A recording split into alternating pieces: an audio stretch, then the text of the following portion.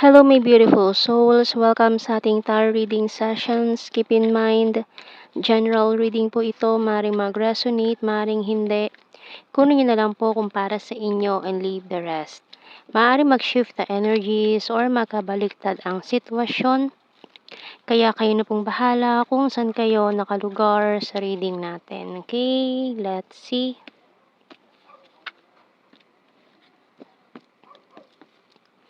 The World. Empress. The Knight of Swords. Page of Cups. Seven of Wands. Two of Cups. Six of Pentacles. And the Five of Wands.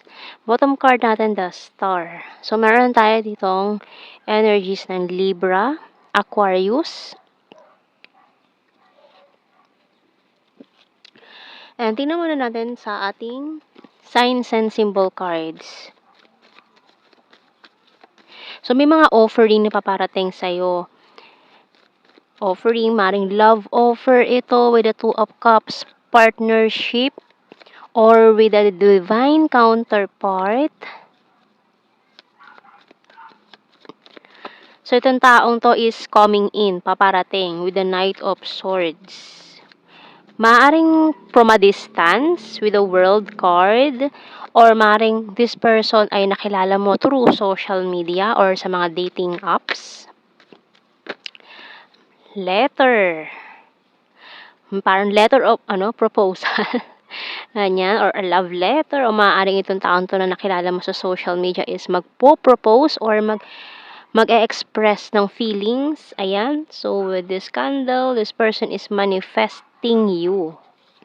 We have here the music, playing cards, coffee, and the snail. Kaso ang bagal ng energy with the snail card, pero parang ngayon is, or before, ang bagal.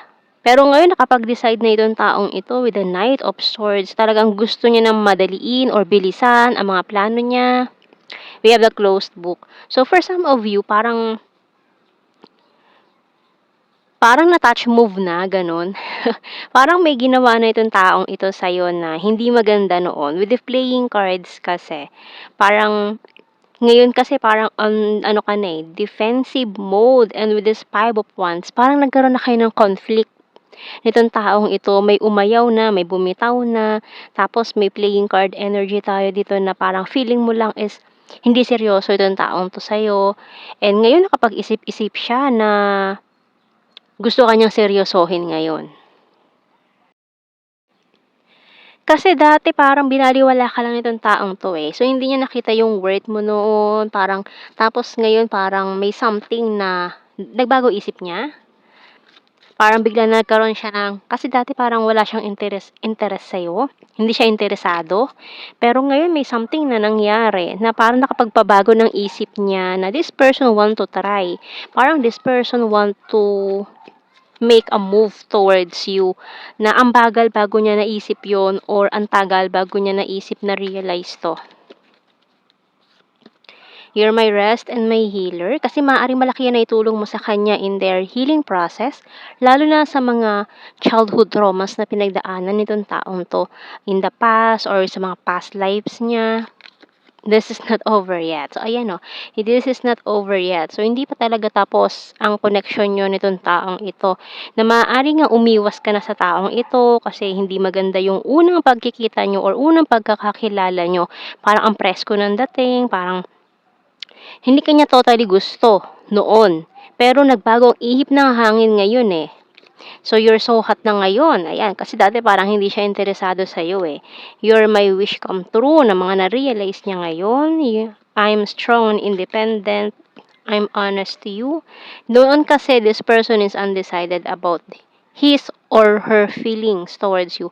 Kaya ngayon parang, teka, parang, may something siya ngayon na parang hindi niya maintindihan or hindi niya napansin noon.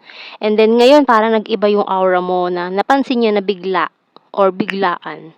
Parang may naramdaman siya towards you na parang kakaiba ngayon. So na hindi niya nakita or naramdaman noon. nung nag-uusap kayo or nung nagkakilala kayo, ngayon lang niya naramdaman, eh. I'm isolating myself to reflect. So, yun na nga, kasi nga naguluhan siya. Parang nanibago siya na may something sa'yo na bakit hindi niya nakita noon. So, after this, isolation, nag-reflect siya diyan, and ngayon parang gusto niya nang i-try ito, mina-manifest ka niya ngayon, keeping tabs on you. So, tingnan natin ano bang message ng archangels. Kasi parang nag-glow up ka, eh, parang iba yung dating ng aura mo ngayon. So, sa aura mo niya napansin na dati hindi ka niya napapansin, tapos ngayon parang biglang, uy, ang lakas ng dating, yung aura mo nung nakita ka niya parang iba yung attraction na naramdaman niya sa'yo nun. So, we have here, Clear Your Space by Archangel Jophiel. Get rid of clutter, clear the energy around you, and use feng shui. So, tingnan pa natin. So, ayan mga messages ng ating archangels, wag natin baliwalain na kailangan natin ng itapon yung mga dapat nang itapon. Kasi nag-i-stay dyan yung mga negative energies na nakaka-block ng mga kung ano man dapat darating sa buhay natin. So, tingnan pa natin mga messages natin. Eh, maaaring naghihintay lang din siya ng right time, sign from you. Ayan, I will wait for a sign from you. You don't know how hard it was to let you go. So, maaaring na-realize niya ito nung nag-let go siya sa'yo. Kasi ngayon gusto niyang nag-iipon din siya ng lakas ng loob para ayain ka sa isang coffee date or kung ano man tong gusto niya na mag-meet kayo. Parang narinig tuloy akong, meet me halfway kung long distance kayo. Ayan. With the world card. I love you unconditionally. I want to feel that way again. So many things remind me of you. I couldn't let you get close to me. My life is not as together as it seems, and you and I were too young. So maaaring nagkakilala kayo, ayan, medyo bagets-bagets pa or may immature, kahit sabihin natin na nasa edad na okay naman na yung age, pero immature pa. Ayan. And I wish I had treated you better. So, yun yung mga pinanghihinayangan niya na nagawa niya noon. So, kuha tayo ng initials. Letter Z. V and C.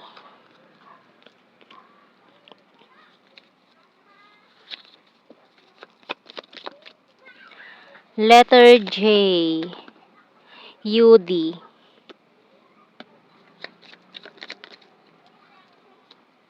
NF. Letter O, E, I. Letter S.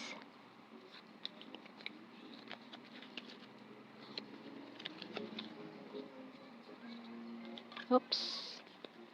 At nalaglag ang ating letter A. Bottom card natin, letter M. So, let's see sa ating blue card, marriage.